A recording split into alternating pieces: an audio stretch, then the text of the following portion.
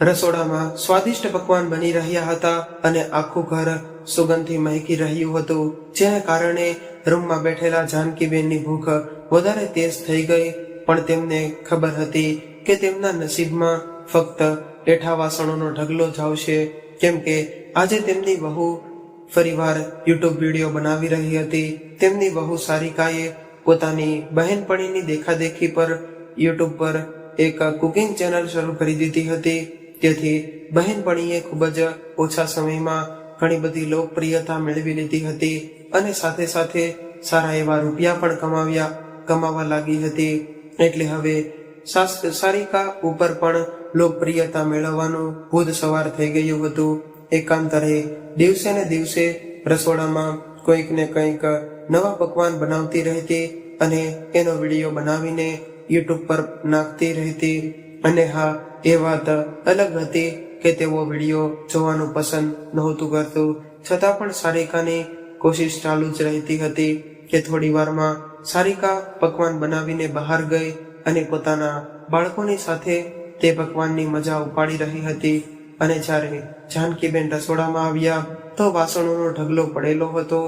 Video બનાવવાના ચક્કરમાં વહુએ રસોડાનો બધો સામાન ફેલાવી દીધો હતો અને બધી સાફ સફાઈની જવાબદારી હવે જાનકીબેનની હતી. જાનકીબેને સૌથી પહેલા પોતાના અને પોતાના પતિ માટે 4 રોટલીઓ બનાવી અને શાકનું કુકર તો ખાલી હતું, એટલે ગઈકાલે રાતથી વધેલા દાળથી જ તેમણે કામ ચલાવી લીધું અને ત્યાર પછી કોઈ કામવાળી બાઈની જેમ સાફ સફાઈમાં લાગી ગયા. અને રસોડાનું કામ પતાવ્યા પછી જ્યારે જાનકીબેન પોતાના રૂમમાં આવ્યા તો જોયું કે તેમના પતિ હેમંતભાઈ સૂઈ ગયા હતા. અરે, તમે દવા પીધા વગર જ સૂઈ ગયા, જાનકીબેને કહ્યું. પરંતુ હેમંતભાઈ ગાઢ નીંદરમાં હતા, એટલે જાનકીબેનને ફરીવાર તેમને કંઈક કહેવું યોગ્ય ન લાગ્યું અને પોતે જ પણ જઈને સૂઈ ગયા. 1 વર્ષ પહેલા જ હેમંતભાઈને લકવાની બીમારીને પોતાને ઝપેટી લીધા હતા. ત્યારથી તેઓ હરવા ફરવામાં લાચાર થઈ ગયા હતા, કંઈક બોલી પણ નહોતા શકતા. અહીં સુધી કે પોતાના નિત્યકર્મ માટે પણ તેઓ પોતાની પત્ની જાનકીબેન ઉપર આધારિત હતા. આખો દિવસ તેઓ વ્હીલચેર ઉપર બેઠા બેઠા રહેતા અને રાત્રે જાનકીબેનની મદદથી પલંગ પર સૂઈ જતા. આખો દિવસ આ બધું કામ કરતા કરતા જાનકીબેનની હાલત ખરાબ થઈ જતી હતી. પરંતુ તે પરથી કંઈ લેવા દેવા દીકરા અને વહુને તેનાથી કંઈ પણ લેવા દેવા હતું નહીં. તેઓ તો બસ પોતાની દુનિયામાં જ મસ્ત હતા. બીજા દિવસે સવારમાં જ હેમંતભાઈનો સવાનો અવાજ આવતા લાગ્યો તો જાનકીબેન તેમની તરફ જોયું. હેમંતભાઈ પોતાનું પેટ પકડીને જોર જોરથી કણસી રહ્યા હતા અને પછી અચાનક જ તેમણે ઉલટી થઈ ગઈ અને તેમની વધારે હાલત ખરાબ જોઈને જેવા જાનકીબેન પોતાના દીકરાને જાણ કરવા ગયા તે જ સમયે તેમનો દીકરો તૈયાર થઈને બહાર આવ્યો અને બોલ્યો, મમ્મી, આજે છોકરાઓની પરીક્ષાનું રિઝલ્ટ છે એટલે અમે સ્કૂલે જઈ રહ્યા છીએ. એટલે જાનકીબેન બોલ્યા, બેટા જરાક જોતો, તારા પપ્પાની હાલત વધારે ખરાબ થઈ ગઈ છે. સવારથી તે 2 વખત ઉલટી થઈ ગઈ છે અને પેટના દુખાવાથી ખૂબ જ પરેશાન છે. તેમનો દીકરો કંઈક કહે તે પહેલા જ વહુ સારિકા ઝડપથી બોલી, આ ઉંમરમાં પણ જીભના સ્વાદ પર કોઈ રોક નહીં લગાડે તો એવું જ થશે ને. અરે, દિવસમાં 4 વખત તો ચા પીવે છે, હવે એસિડિટી ન થાય તો બીજું શું થશે? વહુની આ વાત પર જાનકીબેન હેરાન રહી ગયા અને વિચારવા લાગ્યા કે જ્યારે જમવામાં તાજું શાક ન મળે અને વાસી દાળ ખાવી પડે તો તબિયત તો બગડશે જ ને. પરંતુ વહુની સામે આ બધી વાતો કરવાની તેમનામાં હિંમત થઈ નહીં. ત્યારે તેમનો દીકરો બોલ્યો, અરે મમ્મી, 1-2 વખત ઉલટી થઈ ગઈ તો એમાં ચિંતા કરવાની શું વાત છે? પેટનો કચરો નીકળી જશે એટલે થોડી વારમાં ઠીક થઈ જશે. પપ્પા, આમ પણ આ બધી વાતો માટે મારી પાસે બિલકુલ ટાઈમ નથી. એવું કહીને દીપેન પોતાની પત્ની અને બાળકોને લઈને નીકળી ગયો. પરંતુ જાનકીબેન પોતાના પતિને આવી હાલતમાં જોઈ નહોતા શકતા. પાકીટ ખોલીને જોયું તો એમાં ફક્ત 50 રૂપિયા હતા. તેઓ જલ્દી પાસેની જ એક દવાની દુકાનેથી તેમના માટે ઉલટીની દવા લઈ આવ્યા. હવે હેમંતભાઈની તબિયત થોડીક બરાબર થઈ, પરંતુ વારંવાર ઉલટી થવાને કારણે હેમંતભાઈના બધા જ કપડાં ગંદા થઈ ગયા હતા.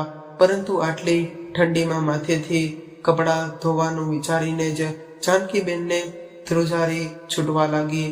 બારે તડકો પણ ન હતો અને મશીનમાં કપડાં ધોવા અને સૂકવવા સરળ થઈ જશે એમ વિચારીને તેમણે મશીનમાં કપડાં ધોવા માટે નાખી દીધા.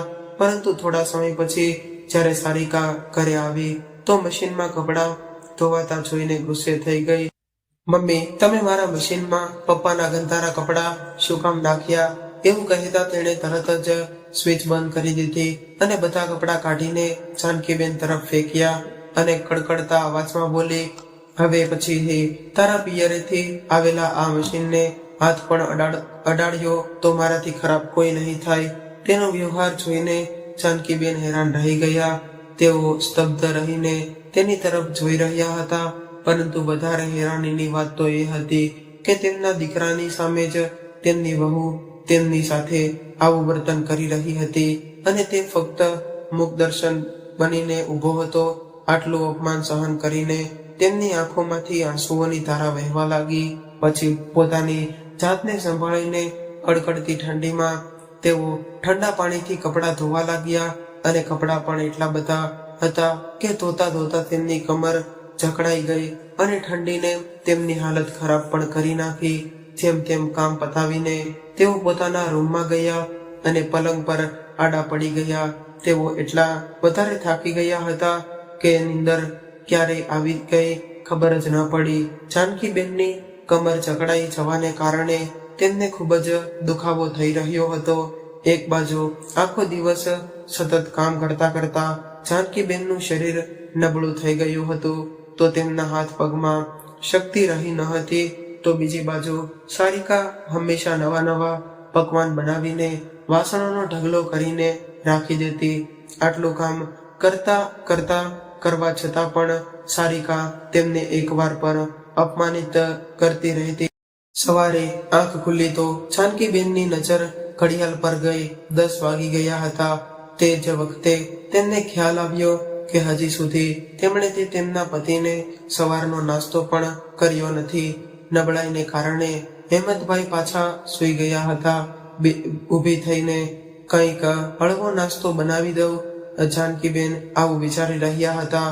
તે જ સમયે એક કડકતો અવાજ તેમના કાનમાં પડ્યો. અચ્છા, અહીં તમે આરામ ફરમાવી રહ્યા છો અને ત્યાં આખા રસોડાના વાસણ ચોકડીમાં પડ્યા છે. તેણે કોણ સાફ કરશે? જલ્દી જલ્દી ઉઠો અને હાથ ચલાવો. ઘણું બધું કામ બાકી છે. પણ સારિકા, હજુ સુધી તો અમે નાસ્તો પણ નથી કર્યો. મારે તારા પપ્પા માટે ખીચડી બનાવવાની છે. ત્યાર પછી હું વાસણ સાફ કરી નાખીશ. અરે, આ કઈ સમય છે નાસ્તો બનાવવાનો? હવે મારો વિડીયો બનાવવાનો સમય છે. જલ્દી ઊભા થાઓ અને જેટલું કહ્યું એટલું જ કરો. એવું કહીને સારિકા પગ પછાડીને જતી રહી. બિચારા જાનકીબેન મરતો શું ન કરતો. આખરે પોતાની કમરના દુખાવાને ભૂલીને જલ્દીથી વાસણ સાફ કરવા લાગ્યા. આજે એમના મનની પીડા અસહનીય થઈ ગઈ હતી. તેમના હૃદયમાં તોફાનોના વમળ ઉપડી રહ્યા હતા. વિચારવા લાગ્યા, આજે વહુએ બધા ખરાબ કપડાં ઉપાડીને મારા પર ફેંક્યા અને એ પણ મારા પોતાના દીકરાની સામે. આ દિવસ જોવાથી પહેલા હું મરી કેમ ન ગઈ? એવું વિચારતા વિચારતા જાનકીબેન પોતાના ભૂતકાળમાં ખોવાઈ ગયા. મારા પિયરમાં હું 4 ભાઈઓની એકની એક લાડલી બહેન હતી.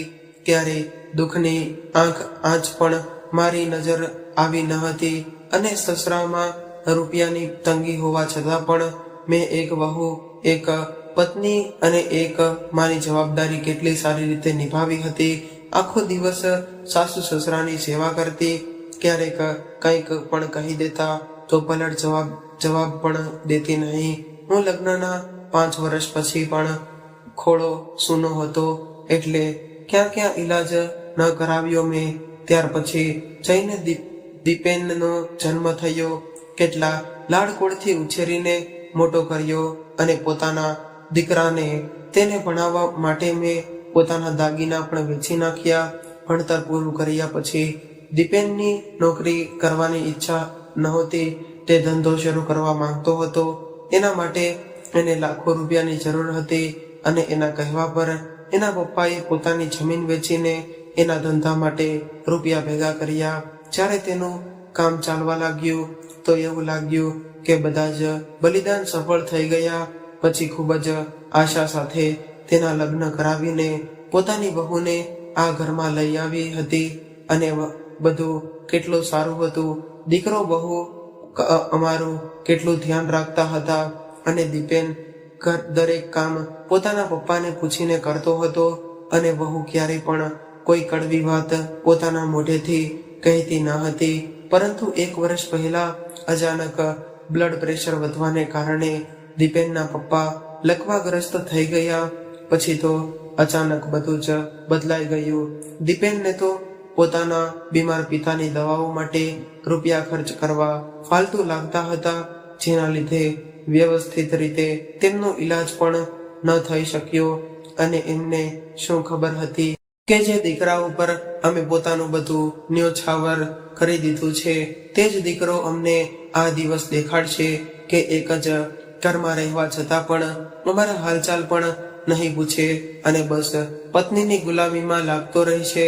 અને આજે તો વહુએ મારી સાથે એવું કર્યું કે હવે તો એવું લાગે છે કે આ ધરતી ફાટી જાય અને હું એમાં સમાઈ જાઉં. જ્યારે પોતાનું લોહી અમારી વ્યર્થા નથી સમજી શકતો તો બહુ તો પારકા ઘરેથી આવી છે. મારા ભાઈ ફોન કરીને મારા હાલચાલ પૂછે તો તેમનાથી પણ પોતાના મનની પીડા છુપાઈ રાખું અને કહું તો પણ શું કે મારું પોતાનું લોહી મારી સાથે આવું વર્તન કરે છે.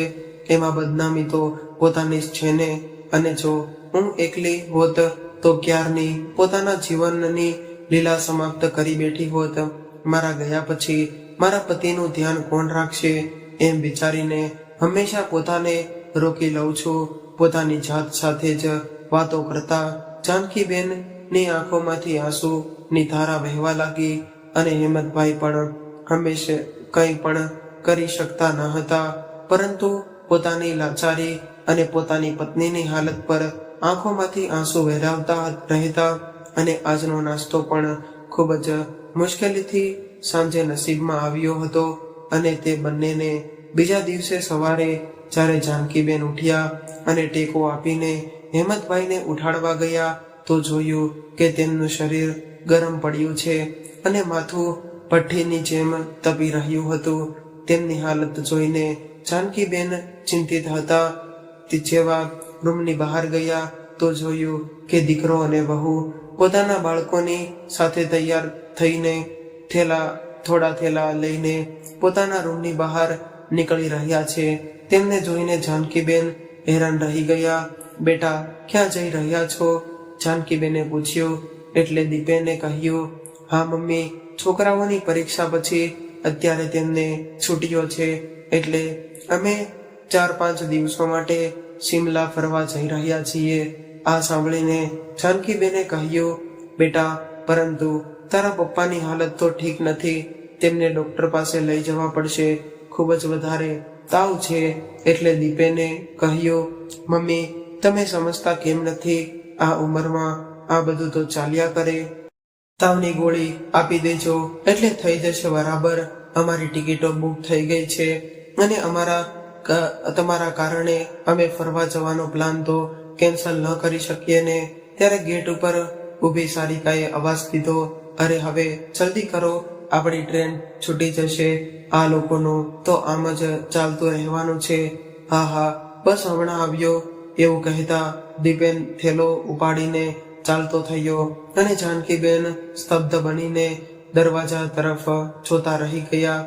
જ્યારે દીકરો અને વહુ ત્યાંથી જતા રહ્યા. નાસ્તો બનાવવા માટે રસોડામાં ગયા તો જોયું કે ના તો રસોડામાં લોટ હતો કે ના તો કોઈ દાળ અને ના ફ્રીજમાં કોઈ શાક રાખેલું હતું. અને કંઈ ખરીદવા માટે જાનકીબેનની પાસે રૂપિયા પણ હતા નહીં. જ્યારથી હેમંતભાઈ બીમાર થયા હતા ત્યારથી જાનકીબેન પૈસાથી પણ લાચાર થઈ ગયા હતા, કેમ કે તેમનો દીકરો ક્યારેય તેમના હાથમાં એક રૂપિયો પણ દેતો ન હતો. પોતાના દીકરાના વ્યવહાર અને પોતાની કિસ્મત પર જાનકીબેન રડવા લાગ્યા. તેમને સમજાતું ન હતું કે તેઓ શું કરે, પરંતુ જમવાની વ્યવસ્થા તો કરવી જ હતી. એટલે કંઈ વિચાર કરીને કરિયાણાની દુકાન પર ગયા અને દુકાનદાર પાસે થોડુંક રાશન ઉધાર દેવા માટે કહ્યું. એટલે દુકાનદારે સાફ મનાઈ કરી દીધી, પરંતુ તેઓ ખાલી હાથે ઘરે પણ પાછા ફરી શકતા ન હતા. ત્યારે તેમના દિમાગમાં કંઈક ખ્યાલ આવ્યો અને પછી મનમાં રહેવા લાગ્યા.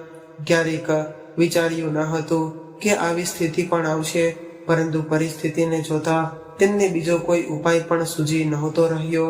થોડી વારમાં તેમણે પોતાની પડોશણનો દરવાજો ખખડાવ્યો અને તેને કહ્યું, વિમળાબેન, 500 રૂપિયા ઉધાર મળશે શું?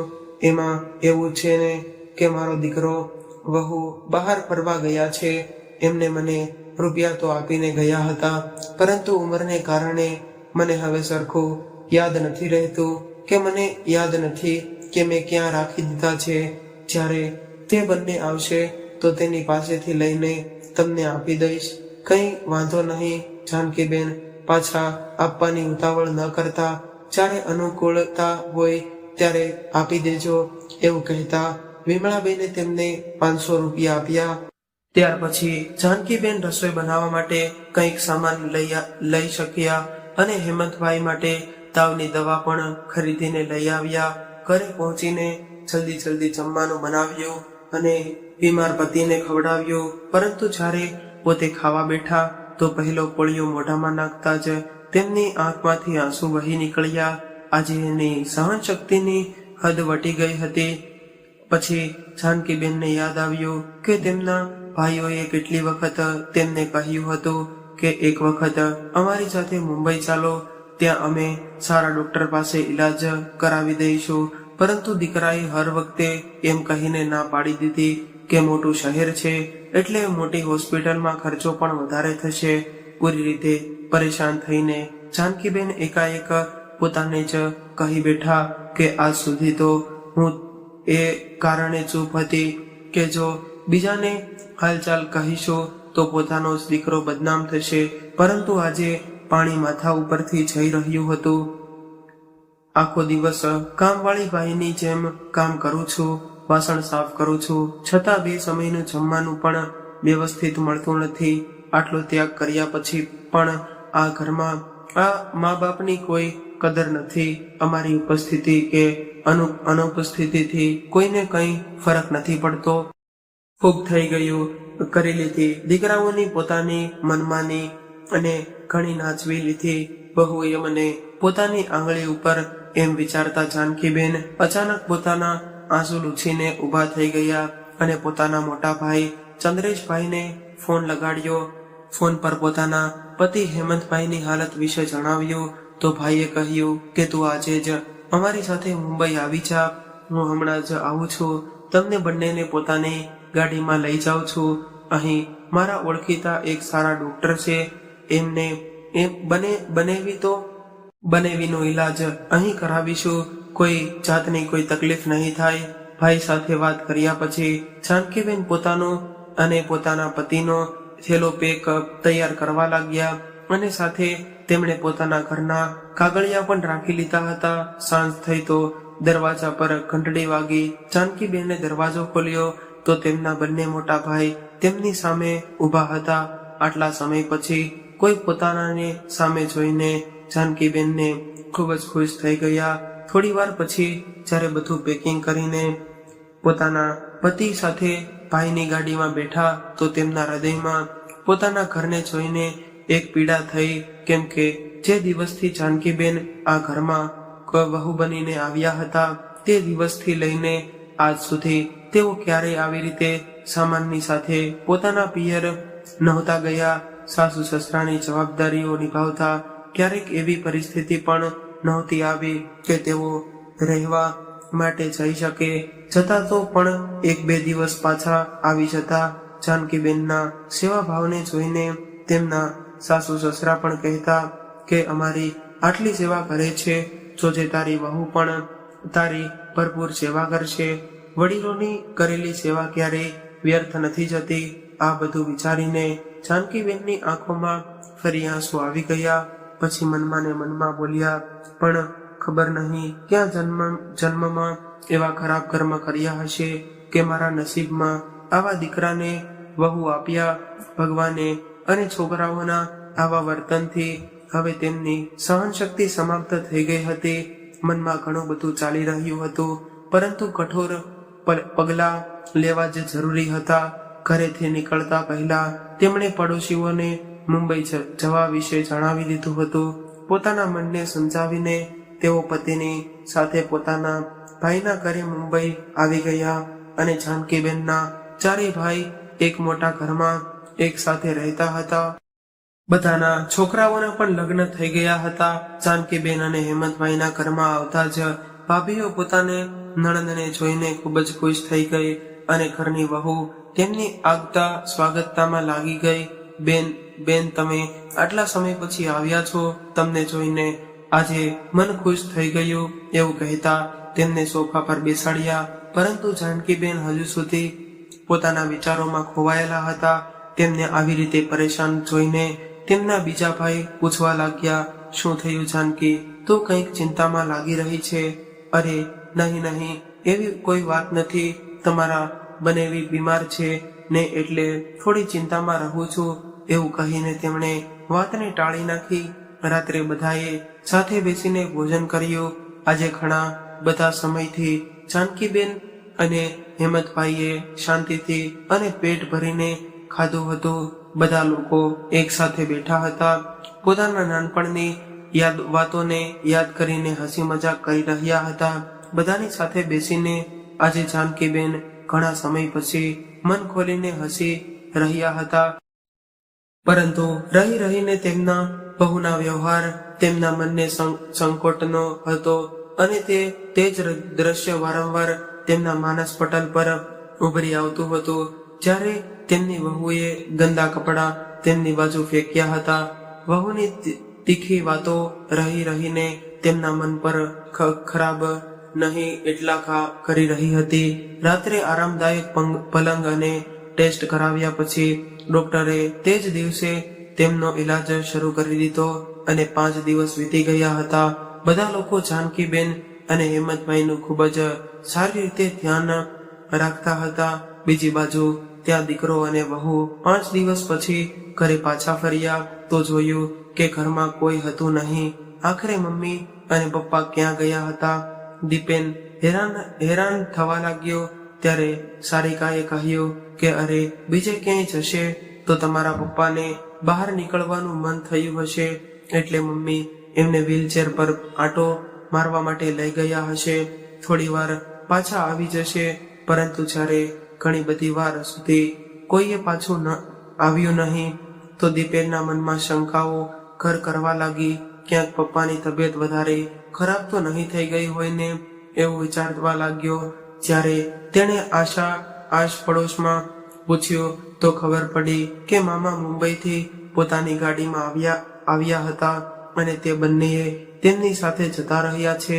ચલો થોડા દિવસો માટે તેમનાથી છુટકારો મળ્યો એવું વિચારતા દીકરા અને વહુએ શાંતિથી શ્વાસ લીધો અને અહીં જાનકીબેન અને હેમંતભાઈને મુંબઈ આવે 15 દિવસ થઈ ગયા હતા અને જેમ દિવસ પસાર વીતી રહ્યા હતા તેમ હેમંતભાઈની હાલતમાં સુધાર આવવા લાગ્યો હતો.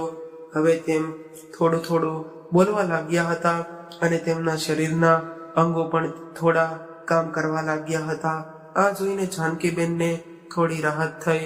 પરંતુ અહીં રહેતા જાનકીબેન અંદરને અંદર સંકોચ અનુભવી રહ્યા હતા. ક્યારેક બેઠા જ તેમની આંખોમાં આંસુ આવી જતા અને વિચારવા લાગતા કે આખરે ભાઈઓના ઘરે ક્યાં સુધી બોજ બનીને રહીશું. ભાભીઓ મારા વિશે શું વિચારશે? ચંદ્રેશભાઈ પોતાની બહેન જાનકીને ખૂબ જ સારી રીતે ઓળખતા હતા. એક દિવસ તેમણે ઉદાસ બેઠેલા જોઈને તેમની પાસે આવ્યા અને કહ્યું, જાનકી તારો હસતો ખીલતો ખિલખિલાવટનો ચહેરો એટલો મૂરઝાઈ ગયો છે. મને ખબર છે કે કોઈ મોટી ચિંતા તને અંદર ને અંદર ખાઈ રહી છે. પોતાના ભાઈને પણ નહીં કહે એટલે જાનકીબેન તેમના ખભા પર માથું રાખીને રડવા લાગ્યા અને બોલ્યા, શું કહું ભાઈ, મારા પર શું વીતી રહ્યું છે? અરે પાગલ, અમે બધા શેના માટે છીએ? તારા ભાઈ હજી જીવતા છે. ચંદ્રેશભાઈએ કહ્યું એટલે જાનકીબેને બધી જ વાત તેમને કહી દીધી. જાનકી વાત આટલી બધી આગળ વધી ગઈ છે અને તે અમને કંઈ કહ્યું કેમ નહીં? એટલા પારકા સમજી લીધા પોતાના ભાઈને. હવે હશે જાગ્યા ત્યારથી સવાર. હવે તારે ચિંતા કરવાની કોઈ જરૂર નથી. તારો ભાઈ બધું સંભાળી લેશે. એવું કહેતા તેમણે પોતાની બહેનને સાંત્વના આપી અને પછી જાનકીબેને તેમને પોતાના ઘરના કાગળિયા આપ્યા. અને ચંદ્રેશભાઈનો દીકરો એક મોટો વકીલ હતો એટલે આના વિશે એમણે પોતાના દીકરા સાથે બેસીને વિચાર વિચારણા કર્યો અને થોડા દિવસો વધારે વીત્યા તો દીપેન અને તેની પત્ની સારિકા પણ મામાના ઘરે આવી ગયા. અને દીપેને ગુસ્સામાં પોતાની માને કહ્યું, મમ્મી, તમે લોકો અમારી સાથે આવું કઈ રીતે કરી શકો? શું કોઈ પોતાના દીકરા અને વહુ સાથે આવું કરે છે? અને ઉપરથી ઘર ખાલી કરવા માટે પણ તમે અમારી પાસે નોટિસ મોકલી દીધું. પછી સારિકા બોલી, અરે માં, બાપ પોતાના બાળકો માટે કંઈ પણ કરે છે તો તે તેમની ફરજ હોય છે.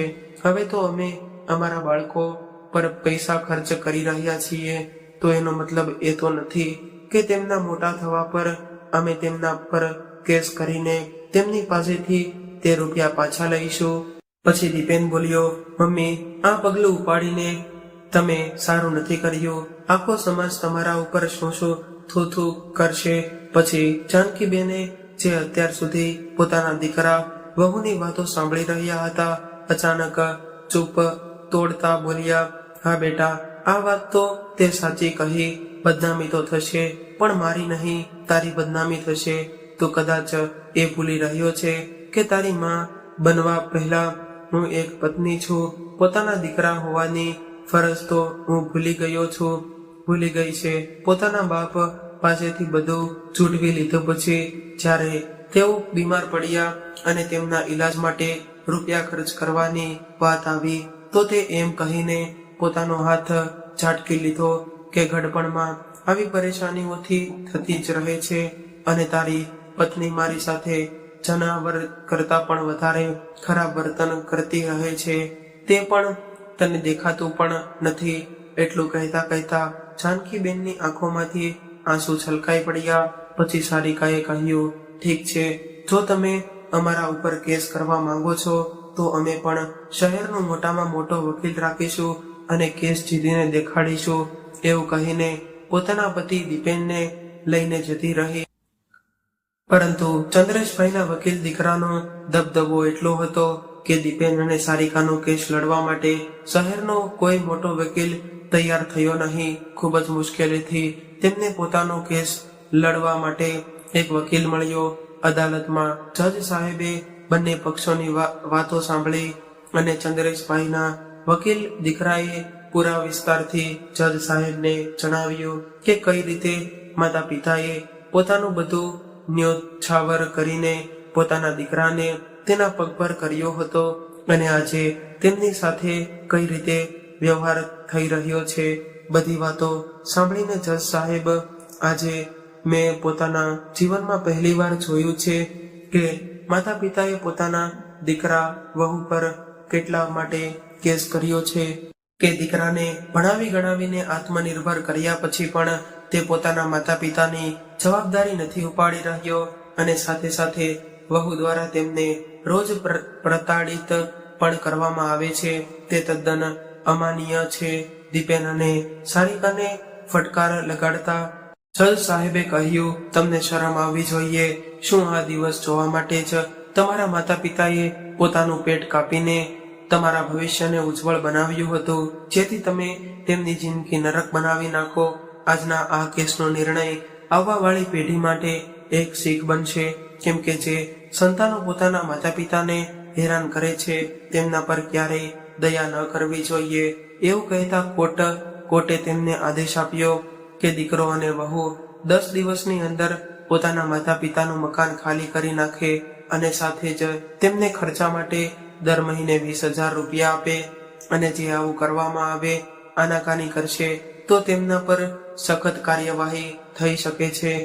અદાલતનો નિર્ણય સાંભળતા જ સારિકા અને દીપેનના હોશ ઉડી ગયા અને તેઓ તરત જ પોતાના માતા પિતાના ચરણોમાં પડી ગયા અને માફ કરી દો, હવેથી કંઈ આવી ખોટું નહીં કરીએ. તમારી સાથે રહીને અમે તમારી ખૂબ જ સેવા કરીશું. પરંતુ જાનકીબેન અને હેમંતભાઈ એ તેમને માફ કર્યા નહીં. ફક્ત એટલું જ કહ્યું કે હવે અમે પોતાની જિંદગી સુખ શાંતિથી પસાર કરવા માંગીએ છીએ અને આ જ અમારો અંતિમ નિર્ણય છે. આ આખા કેસનો મીડિયા દ્વારા કવર કરવામાં આવી રહ્યો હતો. બધી જ લોકલ ન્યૂઝ ચેનલ પર લાઈવ દેખાડવામાં આવી રહ્યું હતું અને સાથે જ એમ પણ કહેવામાં આવી રહ્યું હતું કે દીકરો વહુ પોતાના મા બાપની સાથે કઈ રીતનો વ્યવહાર કરતા હતા અને સારિકા પોતાના યુટ્યુબ વિડીયોમાં પ્રખ્યાત ન થઈ શકી, પરંતુ પોતાના ખરાબ વર્તનને કારણે આખા દેશમાં બદનામ જરૂર થઈ ગઈ હતી. કોઈકે ખૂબ જ સરસ કહ્યું છે કે ભલે લાખ કરો તમે પૂજા અને તીર્થ કરો 1000, ભલે લાખ કરો તમે પૂજા અને તીર્થ કરો 1000, પરંતુ મા બાપને ઠોકર મારી મા બાપને તો બધું છે બેકાર. મિત્રો, આજની આ વાર્તા કેવી લાગી અને તમે કયા શહેરમાંથી સાંભળી